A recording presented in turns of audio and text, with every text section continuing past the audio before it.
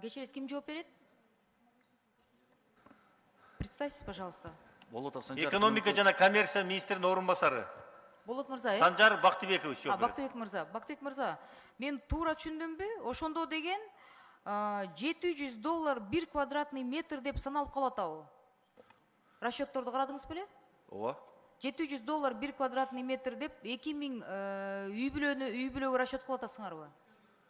Бул кийинки квартирлер $650 болот. Кийинки кымбатыраак болот. Ошо это территория область боюнча караш керек. Ошондо 56 квадратный метрде чыгып атабы? Мен кичине расчетторуңарды түшүнбөй алдым бияктан да, мындай кызыктай берилип атат да. Сиз түшүндүрүп бересиздерби? Так расчеттор Микрофон мындайраак көтөрсөңүз улбай атат. Так расчеттор ТО менен жасалат.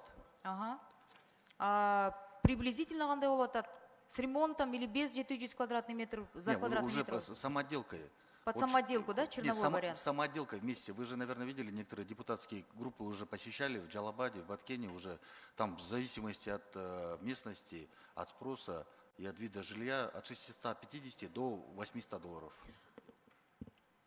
Без отделки или с отделкой? С отделкой. С отделкой, да? Да. Буну азыр режим второго чтения кайрып атасыз да, э? Ооба. Ошондо да талкуулайланды. Ошондо мага расчетторун так, Киргизебиз, жарайт. берилечи, э? Рахмат.